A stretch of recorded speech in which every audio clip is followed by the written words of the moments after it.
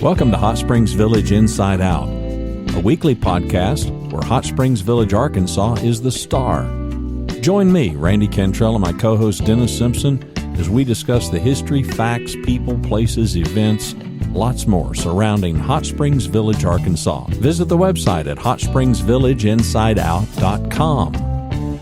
Thanks for clicking play. I have a request. It's a special request for today's episode. Go to the website, hotspringsvillageinsideout.com/360.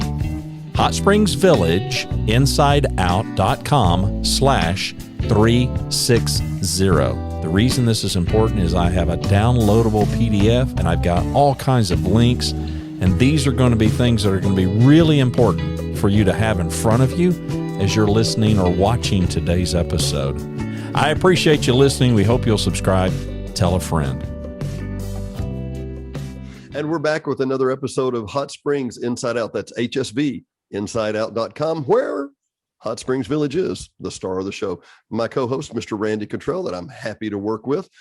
We have been covering what you could do with a dead cat in an hour from Hot Springs Village. Is that right? How far you could swing a dead cat, right? That's correct. Or a live cat. If you no disrespect to any dead cats, living or dead, or no Garfield jokes, none of that stuff, right? We're fine. We ended up, I think we do a quick recap. We went through the National Forest, Petit, the Coleman's Mines, Lake Ouachita State Park, Lake Ouachita, the National Forest, the hiking trail, just a whole bunch of stuff. Garvin Gardens, Lake Catherine, Lake Hamilton, the Tri-Lake area. And we kind of ended up downtown, and I kind of left us at Arlington there in Hot Springs. And I want to go back down. There's two pieces of real big information. This is for locals that you may or may not even have a clue about. But the Arlington, those two big twin spires in 1924 that were built up there, they hung a wire between those things. And back in the day, like right now, Randy, you and I would turn on the radio and we're going to go to 92.9 or 94.1 or whatever. No, they hung up a wire and they broadcast, and they mean broadcast. It would go on. The spectrum frequency would be, 10 miles wide. If you were within 5 miles and you turned on a radio, you heard that channel, right? Okay. Well, one of the stations there was KTHS. Come K, right, to Hot Springs. Come to Hot Springs. Just down the road, and they couldn't when they started, they really couldn't broadcast at the same time till the FCC helped break them up about 5 years later. So, because just down that same street, at the end of the street, is the Malco Cinema. Now, the Malco Cinema, I was the chairman of the board for the Hot Springs Documentary and Film Festival for several years, and the Malco, as you drive past the Malco, you think, well, there's a theater and maybe a 2-story theater or whatever. That's a 5-story building, and there's 2 stories under the ground. There's the floor that has the movie theater, and it's a sloped floor that kind of goes down to the floor above. Then there's a balcony above that. Then there's a balcony above that. Then next door to that was the Malco, how would I say it? I guess like an office building complex. And this is where it got interesting. So where did the Grand Ole Opry come from? Do you remember what the call letters were of the radio station? No. WSM in Nashville. WSM, which stood for We Shield Millions. The Nashville National Insurance Company bought that radio station. Well, you had Come to Hot Springs, which was a ads and tourism promotion thing. And on top of the Malco, you can still see the tower, part of the tower today. Here's the building that has the theater in it, which has Maxwell Blade's great music or magical show. And right beside that is the Malco business complex. And there was 2 floors underneath ground there. There was 1, 2, and on the 3rd floor, they had a radio studio. And the radio studio was, and I'm going to make sure I always get this right, KWFM. KWFC. Which, if you think about it, what happened was back in the day, media was so new and expensive, but still kind of cheap in another way. Right. So, for example, the reason that WSM was bought by the insurance company was because they realized early on that they were buying a lot of commercials. They could buy a radio station for as much as they were paying commercials for, right? Yeah, right. So the Williams Furniture Company, KWFC, bought and transmitted out of the top of the Malco Theater right there.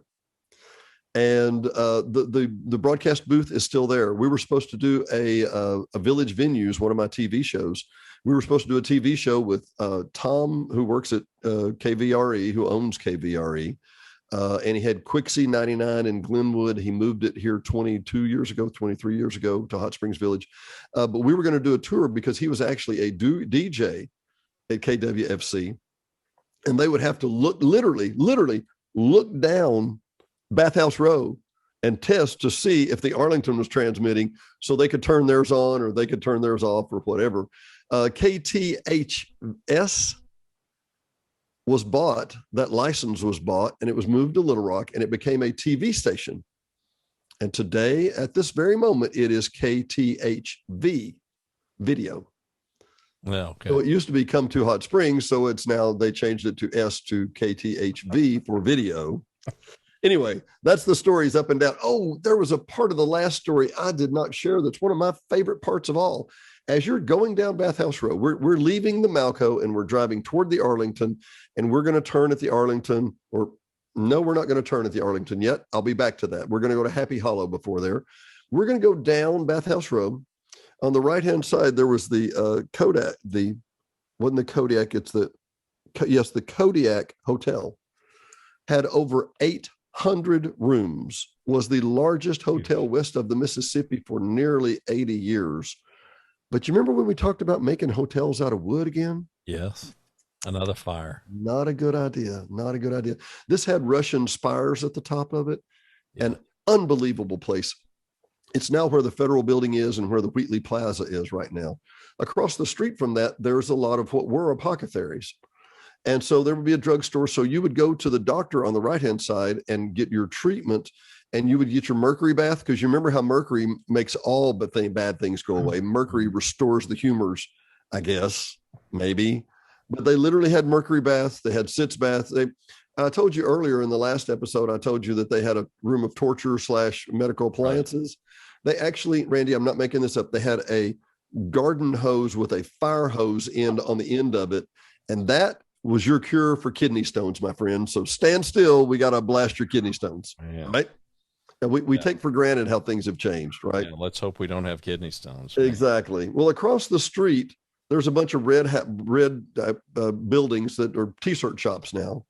Well, remember I mentioned that there's a 21-foot tube underneath there. Well, they built bridges going from one side to the other. Well, they didn't bring the horses down the Bathhouse side road. They brought the horses down the apothecary side. So I encourage any of the locals or anybody who's coming to visit, one of the things you've got to see is go into one of these stores on the other side of the road. And Randy, they have a big red arch. They have an arch like this, and it's all bricked up, and there's bricks on the outside and brick on the inside. Every one of the buildings has an arch because they would run horses and carriages through that arch. Oh, yeah. So the ladies would not get their dresses muddy or their shoes muddy, and they could get out, walk across a bridge, go across the bridge over to the bathhouse on the other side. So it was, for the day, it was kind of a mall, you know? Yeah. Yeah. Very cool. If you're watching the video, you're seeing me shuffle through papers because I'm writing copious notes. Copious, not numerous, copious notes. Because I'm kind of throwing them at him kind of quick. Copious notes. Yeah. Well, listen, and as we said at the intro of the show, I gave you fair warning. You want to go to the show notes, go to the website, hsvinsideout.com, because we got all kind of links and resources. It'll make you, trust me, it will make the listening or watching, it'll just make it better. It will fulfill your experience, I promise, because all these things I'm talking about. Will. You know, here's the good thing, in all honesty, for our audience. I mean, this is what the internet calls evergreen content, which means it's always useful.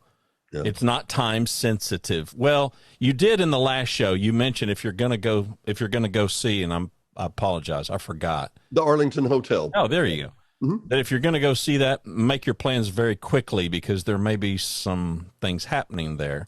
So, okay, that part may be time sensitive, but the rest of this is, timeless. I like it. Yeah. It really was timeless. And because it's funny you should say of that entire episode, Garvin Gardens, the National Forest, everything. The only one thing that was relatively time sensitive at all was the Arlington. And that's just simply because I would hate for you to come see an actual Art Deco building and it not be in the condition that, that we talked about. Yeah. Well, the fact that you can go see paintings from 1925 that have been there since 1925. Yeah. And for example, when was the last time you had a jazz trio that had been there for 25 years or 23 years? It's a place that, unfortunately, in our day and time, Randy, I don't think we realize, it's one of those things that you go and see and it's a snapshot and you don't realize how precious that snapshot is until years later. And you go, wow, that doesn't really exist anymore. Yeah. Yeah. Well, I left us on Bathhouse Row across the street from the bathhouses in the city side, as we would say. And as we're going down that side, one of the next buildings down on the left-hand side is now the Waters Hotel, which is a glorious, glorious brand new boutique hotel. Unfortunately, they've got a bar on top. I haven't been able to go there yet because of the pandemic part of this, but you will love the Waters as a boutique hotel. It's a unique experience because you're literally right in the heart of the national park. Across the street from the national park, there's the Park Hotel. The Park Hotel. It's not the Superior, it's the Quapaw. The Quapaw just reopened, and I mean just reopened as a boutique hotel. Okay, you're going to have to spell that for me. Quapaw, I believe. And locals are going to make fun of me, but it's Quapaw. That's okay. Just like it sounds. But there's a row of bathhouses there. And as we mentioned in the last episode, what happened to the bathhouses? Penicillin happened to the bathhouses. Mm-hmm. Anything that you usually would have used that for the cure, you don't need that cure anymore. So these gorgeous Victorian bathhouses, which frankly, if nothing else, Randy, if you rode a train down from Chicago, that was a pretty common thing. You rode a train down from Chicago, you spent a week here, you were trying to get the cure, as we talked about, and you had a week of relaxation and baths and walking in nature in the national park. If it didn't give you a direct cure, at least helped your immune system. It certainly did. You felt better no matter what. Yeah, sure. Well, anyway, where I'm going is that right beside that is the Superior Bathhouse and Brewery. So yeah, it sounds that way. It's actually the Superior Bathhouse. They actually make beer from the mineral bath water or from the mineral water.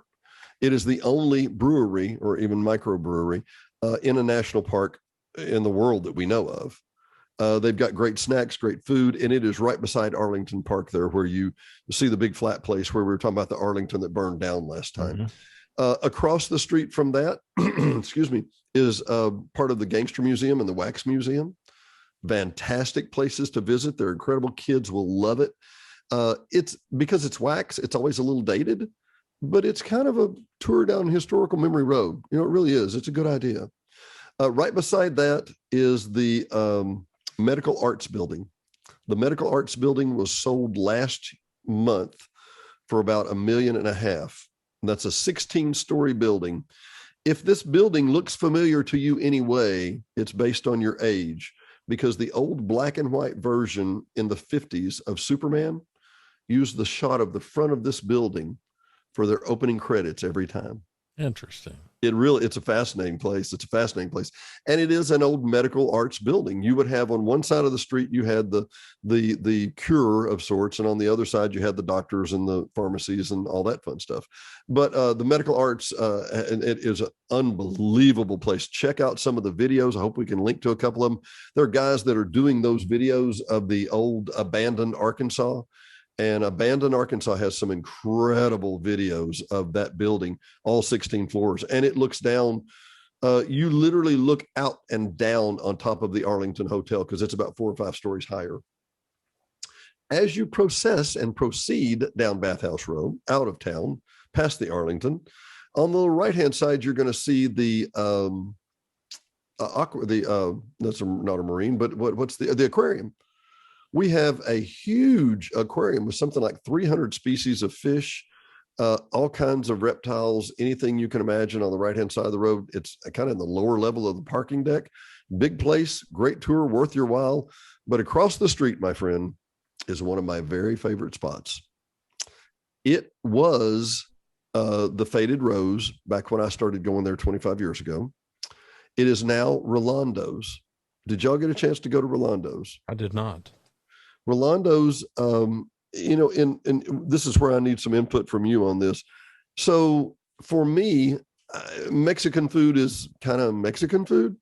And then there's Tex-Mex, and then there's Chili Mix, and then there's Hot Mix, and then there's, you know, and then it becomes a contest to see how hot you can make it or whatever. This is such a different food. I first tasted Rolando's when they were running a little bitty boutique out of the back of the Malco when we were having the film festival. And if you haven't been to the Hot Springs Documentary Film Festival, I strongly encourage that. It is an unbelievable event. But I tasted some of their food, and it's Middle American and Guatemalan. It's basically Central American food, which is Rolando's. It's everything's been marinated. I don't like really loud peppers. I don't really like hot foods or whatever. It's not loud, but it's very savory. It's fantastic food. We have never sent one person to Rolando's that didn't go, it was one of the best meals of my life. Okay. So that's interesting. And that's a factor, but it's about to get really, really good because the building right beside there is a 4-story parking garage now. Okay. And in the floor of Rolando's, they have it's a Mexican restaurant you think of, and you can walk out the back and up a little and kind of step up. And there's a patio out back where they have live music, and you're sitting here in the city and you're touching the wall, which is the national park, and it has tufa growing down it. And there is a baby raccoon that will come down and squabble at you if you don't give him some of your chips. I'm not exaggerating. I'm not exaggerating in any way. And this is fun and this is cute and all, right? Mm-hmm. Let's go back inside. Let's go back downstairs. Let's go back to the bedroom floor. And you tell them you want to go up to the speakeasy. Okay. You want to go upstairs. Okay. You walk over to the far right-hand side and you start walking up this 14-foot wide staircase. I've never seen a staircase this wide in my life. And you start walking up the stairs and you're going from the first to the second floor, right? Okay. No. You're walking directly to the third floor. Oh. Because the third floor was an honest, turn of the century, honest to God speakeasy. And here's how this worked. You would walk out these stairs and all the way up to the third floor. When you get to the third floor, you're like, dang, it feels like I've walked a couple of floors. You have. The architects on the second floor had a different exit, a different entrance on the other side. Remember how I told you there was a 4-story parking garage on the other side? Yes. People that are watching, local historian buffs, everybody, the Garland County Historical Society has pictures of this because the Hot Springs Opera Building stood until 1962, a beautiful old wooden 5-story opera building. And Randy, if you walked outside the very top row of the balcony of the symphony, opera, sorry, you would walk literally across a little gangway into the third floor of the speakeasy, and you would go, Joe sent me, and you would get something for your whistle so you could go back and watch the rest of the show. Honest to God. And it is one of the most fascinating places. They have it decorated a little bit like a speakeasy. They've got a little bar up there. They've got an old piano and whatever. But to try and imagine what it really, really, really must have been like till 1962. So now what was on the second floor? What did I miss here? There's an architectural firm that they access it from the back of the building. So the staircase was intentionally built to take you up to the third floor. There's no second floor entrance except at the back of the building. Gotcha. So I tell people, and here's the insider's tip. Drive up. The next building over has even as fascinating a story, believe it or don't. But the next building over is the parking lot. And there's a little alley between that goes up to the Sunset Trail. Drive up like you're going to go to the Sunset Trail, which is in the national park. park on the 4th floor, the very top of the parking deck, and walk back around, and you go into the 3rd floor of the speakeasy.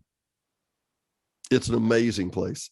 Within parking on that little deck, you can touch the national park, the hiking trail, the speakeasy, the everything. And I'll even tell you what's across the way from the alley right there, that little half alley that you drive up. Yeah. It's the Mountain Valley Water Company, which has been making water here in the village, or just outside the village, for over 140 years.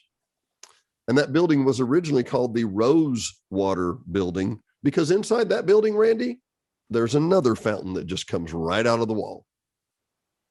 Literally. Interesting. So, and you when I say hot springs is water, yeah, literally. Yeah. When you walk in the front, it's an Art Deco building built in the 20s. And it's a beautiful building on the bottom. The 2nd floor of that building is all, and they do give tours, but the 2nd floor of that is all administrative properties. The 3rd floor of that was initially under kind of a canopy, and they would do dancing under the stars there at night. They have a Japanese a stained glass vase that is their lighting fixture that was like $30,000 in the 20s. And anyway, they've had it restored. The whole place is just unbelievable. So for everybody that's just listening in, catch us up, Randy. What's going on? Well, you're going to have to go to the website. That's all there is to it. And I'm pretty sure I said it at the outset, but again, PDF, I'm going to commit right here, downloadable PDF with all of these links and things, because you're going to need it. You're absolutely going to need it. So, if you're lost, don't worry about it, because I am too. I'm just listening for these are, for me, Dennis, this is like, okay, these are some places that I absolutely need to check out. I need to go online. Listen, the first thing is to even know that they're there. Oh yeah. Right. Yeah, so we're not intending to go too terribly deep into any one of these things. It's kind of a 360 tour of what is within an hour of Hot Springs Village, Arkansas. But I don't know. I mean, that's the phenomenal thing to me is this is the 2nd episode. There won't be a 3rd. There probably could be, but we don't want to wear out our welcome. But to just give you some idea, for those who have never been to Hot Springs Village, Arkansas, you now have more than compelling reasons to make a trip of it. And for those people that are already inside the village, or maybe new inside the village, I told you before we hit record on this episode, I wondered how many people who are current residents inside the village, and there's so many people who've come from other places, right? The odds of people knowing of all these things is slim and none, and slim left town. Well, so. I've been here my whole life, and many of these things I've just learned in the last 20 or 30 years because I enjoy hanging out at the Historical Society. Some of the most interesting people you could ever imagine. And believe it or not, Randy, in my historic sweep down Bathhouse Road, I have forgotten one thing. Let's hear it. So right there at the Arlington, I said we turn and we go like we're going out of town. Yes. No. We're not going to do that. We're going to go straight. We're going to go straight down Park Street. And you're going to go down the side of the Arlington, and there's that's where the promenade, the road that goes behind, the little walking trail that goes behind the bathhouses. Which is a must do. It is a must do. It's certainly. And this is where you're going to go. You're going to go back to the very, very back of that. And right at the very back, there's a place where you can get water right out of the fountains. You can have whatever you want to get from the springs. They pipe the water right in. If you want to drink it, it's slightly radioactive. If you want to drink it, cool for you. And I used to feed it to my goats. I'm not exaggerating. But at the bottom of that hill, there's a little trail that goes winding back around and goes up to the top, and it goes up to the mountain tower, which is a fantastic. I think we've had 4 different mountain towers. This one is really, really very well engineered. You can walk up. No, don't do that. Or you can ride the elevator. But at the bottom of that hill, before you even start going up, there's a little place. There's a little hotel called the Happy Hollow. The Happy Hollow Hotel. And you want to look up the Garland County Historical Society and the Happy Hollow. And at the bottom of the mountain, right there, Randy, you'll get a kick out of this. They made, how would I say, hillbilly photographs We have pictures of Al Capone in suspenders, acting like he's like a hillbilly. We have notorious gangsters who have tutus on. They're all at a bar, and there's fake, there's Jethro de Bodine signs written on the wall. It's hysterical. It is hysterical. And everybody, a lot of the collectors I know have some of these stuck away in their closet, these Happy Hollow photographs. Anyway, I digress. Now we've been up to the tower. We come back down. As we're going out of town, we're going out that way. On either side of the road, there's some really nice bars and restaurants and stuff. We're going to look straight ahead at where there's a hor vacui, a fear of open places. And that, unfortunately, is where the Majestic Hotel was. And 6 years ago, the Majestic Hotel burned to the ground. Vagrants were staying in it. It was an unbelievable place. Let me tell you where the peak of it was. The Beverly Hillbillies came and stayed there for a week. Granny and Ellie Mae and Jethro and all of them, Jed. And it was a remarkable place. It was a huge hotel that had historic goings. It went back to I think it was the 1870s. Some portions of it actually went back to that. Now, Randy, and I make a note here if you would again, Abandoned Arkansas. Yes. And the Majestic Hotel. And you can see some of the old video before it burned down, unfortunately. That said, if you turn and go left, not right, coming back to the village, if you turn left, you will go down to the IQ Zoo. Now, the IQ Zoo is kind of on again, off again. The IQ Zoo used to be a real thing, and it was where you would teach the chicken how to beat you at tic-tac-toe. And they actually, I know, I thought you'd like that. Yeah. They actually trained rabbits. They trained, I think one of them trained a snake. But here's the funny part. My buddy in Hot Springs that has Hello Hot Springs, John Cooksey, actually did an interview. And one of the guys had confessed basically that they were training animals for the CIA. Is that not fascinating? Yeah. They trained animals for Disney commercially. They trained animals for Disney. But, this was a different day and time. Not everybody, training animals is not as, is kind of passe or whatever. Mm-hmm. But absolutely fascinating place. That makes you wonder what the CIA would need with chickens, but they were actually training. They flew these guys out and trained them to train porpoises to attach charges. Yeah. Charges. Yeah. Oh yeah. Well, they've done documentaries about that. Yeah. Well, some of these guys were actually flown out to do that. They were some of the guys that were training. If you go up into the very end, remember one of our other episodes that you diligent listeners who are listening to all this, I reward you and applaud you. But at the very end of that road, right where the road comes back together, it's a divided road, is the Weyerhaeuser headquarters, and that was the Dirks Timber Company that helped basically make the village. We turn left, and we're going to make a U-turn right there, just a big old U-turn, and right there, this is going to be a dad joke that I cannot resist, is the alligator farm, and it doesn't cost an arm and a leg. Yeah, bada bing. Yeah, bada bing. Actually, they have some Barnum and Bailey artifacts. They have the baby head on a serpent. They have a lot of oddities there. They have a petting zoo that the kids love. Every kid loves it.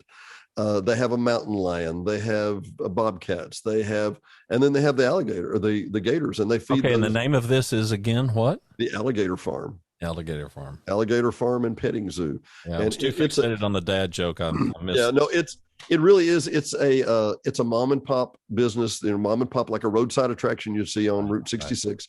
Right. Still run it today, and just sweet people. And it's well worth your while. It really is. That's excellent. Got it. So from there, we're going to come back into the village, coming up to the village where you're at the Walmart in the village. As you are sitting in the Walmart parking lot, looking out from the Walmart, you're looking at a clump of trees across the way. And those clump of trees is where a hotel was. There was an 85-room hotel that was the Mountain Valley Hotel because of the Mountain Valley water.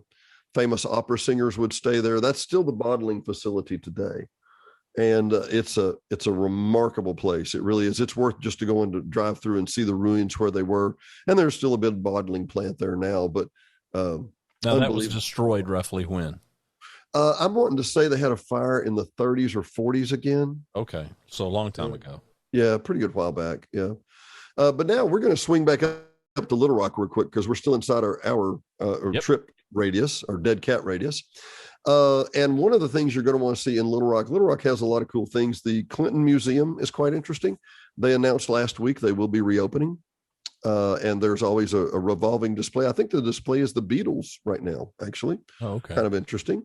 On the other side of the river, just across the river, is the Old Mill. And that is what it's officially known as, is Puget's Old Mill. And it was in the opening scenes and the closing scenes of Gone with the Wind. And it looks like an old mill on a Tri-Lakes area that's made out of concrete. It looks great, but it's actually made out of concrete of all things. Interesting. Isn't that odd? It's a 1900s building. It's a great space, great garden space. Lots of weddings done there. Lots of wedding photography. Lots of other options like that. Then, as we swing a little wider out west, you have Pinnacle Mountain in Little Rock, which is West Little Rock has really grown into where Pinnacle Valley is, or Pinnacle Mountain. And it's one of those, imagine, Randy, that you were climbing down to the Petit Jean Falls, and then you came back up. That it's kind of coming up Pinnacles, about like that same coming back up thing. It's really, really steep. It's an old gravel quarry right on the Arkansas River, and a very, very steep mountain there. And most people don't know it's Pinnacle Mountain State Park, and everybody kind of fixates on the Pinnacle Mountain part. There are some fantastic bluffs over near the actual park building itself that wrap around the edge of the Arkansas River. Unbelievable views, and it looks literally prehistoric. It looks like it did 1,000 years ago. And we're now how far outside the village, minutes wise? Still right out about an hour, maybe an hour 10. Okay. As you swing a little more west, you're coming back to Lake Maumelle, which is the water supply for all of Little Rock. But it's a triplicate water supply. They actually take water from Lake Ouachita. They have 1 million gallons a day there. They have like water from Lake Winona. We're going to talk about in just a second, and then from Lake Maumelle. Again, water kind of defines the central Arkansas area quite distinctly. One other thing I would mention, and this is probably going to be an hour 20, hour 30, is the Plantation Museum in Scott. You cross over the river, and I don't know, many of you that may not know, typically rivers have a hard side and a soft side at any given point. There's a hard side that's typically rock, and there's another side that's kind of a softer, lower bank.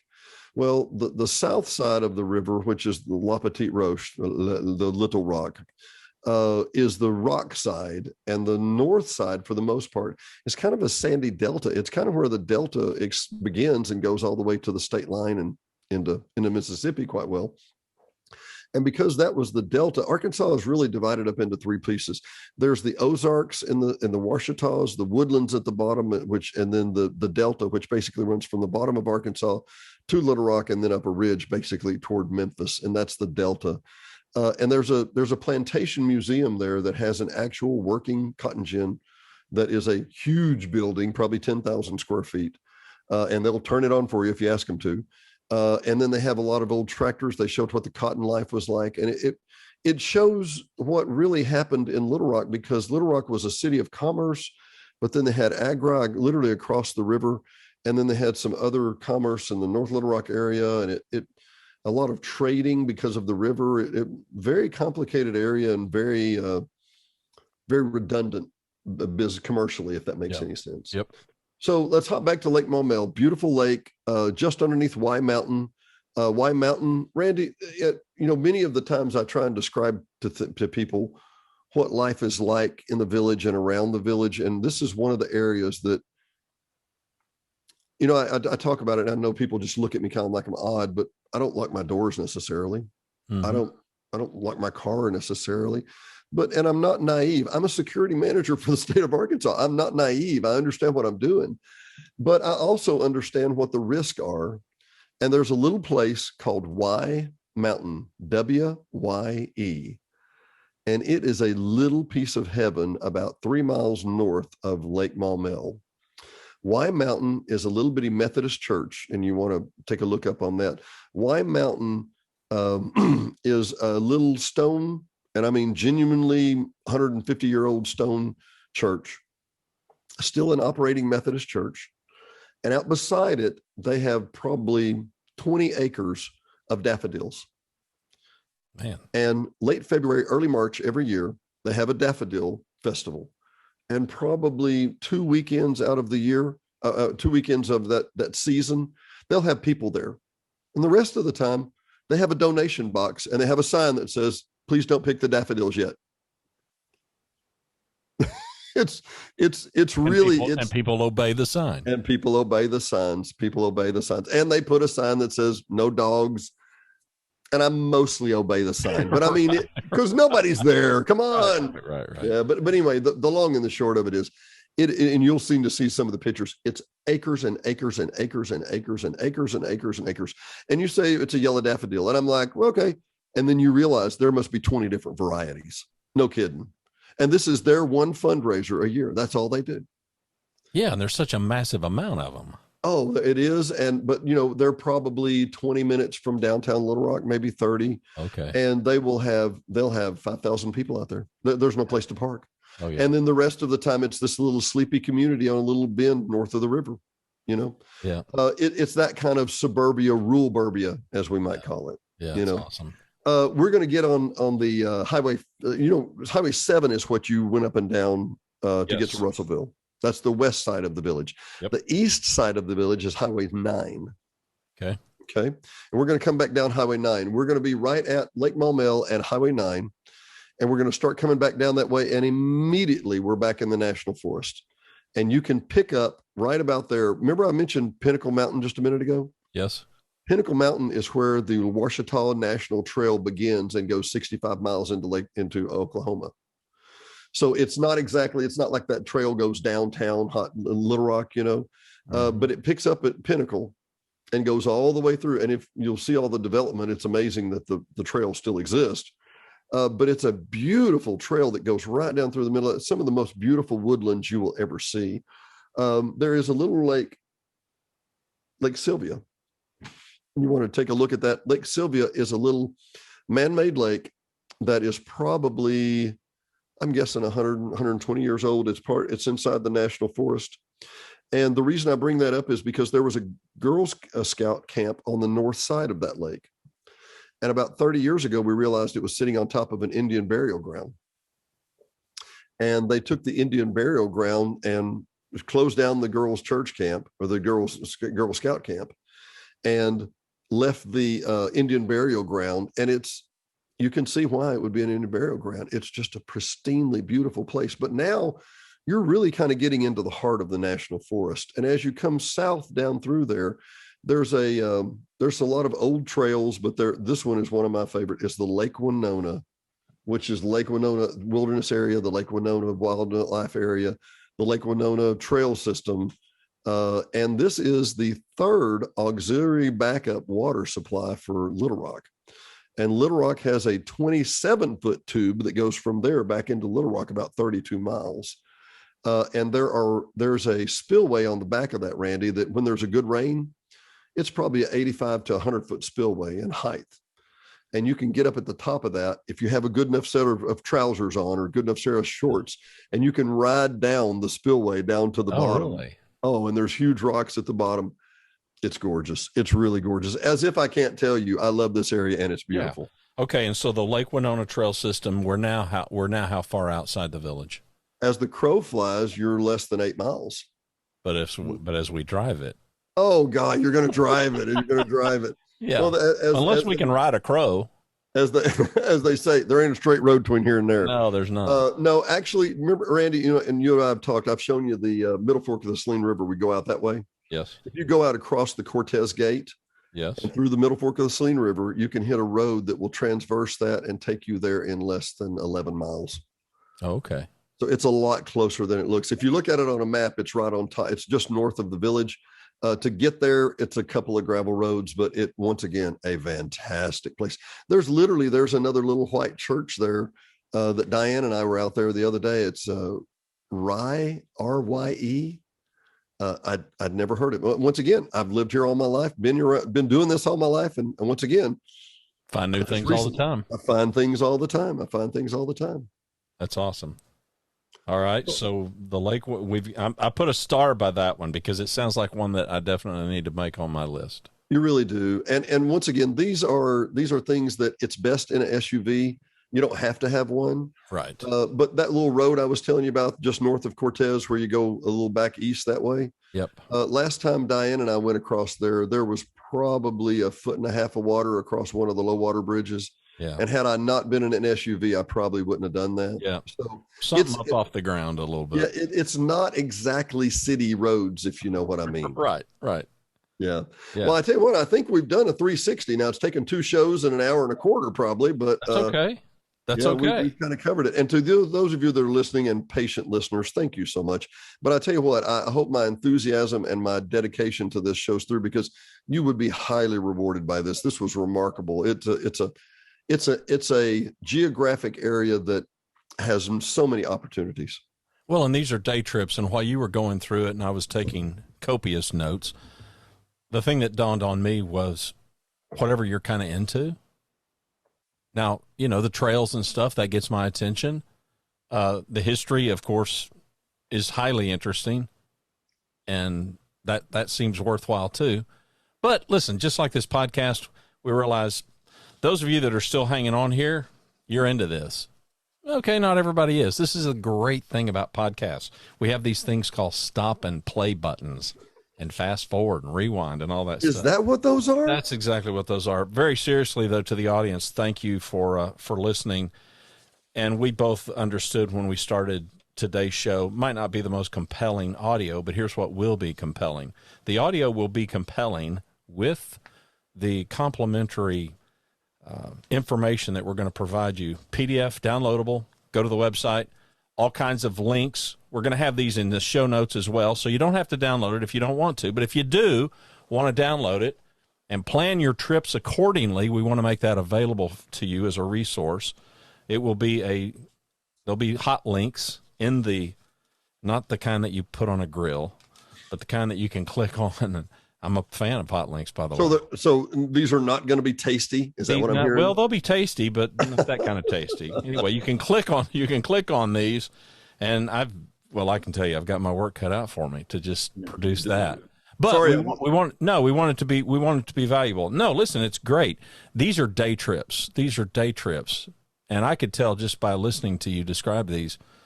I mean, you could spend a considerable amount of time at probably any one or two of these kinds of places. So really it's great. I appreciate it. And I really appreciate, I don't know. I'm sure the audience is also thinking this too. How does he remember all this stuff? I got up this morning and had to find my keys. So, I appreciate it. You have no idea what I've forgotten, that in the next 30 minutes I'll go, oh, nuts, I didn't bring that up. Well, hey, the good news is we've archived this one now. So one of the links that you need to share, Yes, sir. is ddvillageprop.com live lake camera. Yes, absolutely. Because if you want to see what it looks like today, and you're possibly seeing part of it behind me now, but I've seen a boat or two. It's a glorious day. It really is. This is a beautiful, beautiful summer day, a late spring summer day. Yeah. Okay. I want to end on one note by asking you a question. For those folks that have not yet visited the place, who've hung with us this far, give us just a real quick glimpse of the seasonality of the area. Sure. Hot Springs Village is, we do have snow. Once in a while, we'll have a snow, but it typically is gone in 2 to 3 days. It is beautiful and warm 9 months of the year. I am on the boat 11 months of the year.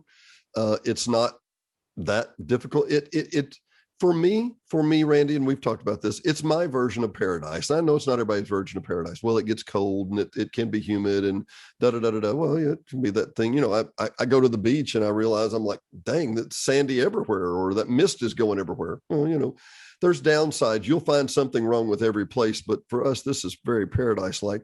And once again, Randy, we've talked about the Hot Springs Village. It is a beautiful area and a beautiful location, but the bottom line is there are wonderful people here that make it an exceptional place, exceptionally low crime, beautiful, beautiful, beautiful place. very low cost of living, which we've discussed or touched on before, a huge, really high volunteer quota in the village. A lot of people volunteer their time and services. I'd encourage you to just come see 26,000 acres of beautiful beautiful forest, with 25% set aside as national. I keep saying national. 25% set aside as reserve space, not including the 11 lakes, the 9 golf courses. It's all got green space buffers, extremely well designed. Only about 18 to 19% occupied. Come see us. Yep. We appreciate you, the audience. We hope you'll subscribe to the podcast. Again, let me hawk the website one more time, and then we'll say goodbye. HSVinsideout.com. Thanks, everybody. Thanks for listening to another episode of Hot Springs Village Inside Out, a podcast where Hot Springs Village, Arkansas is the star. Please subscribe to the podcast. You can do that by visiting our website, hsvinsideout.com, and tell a friend.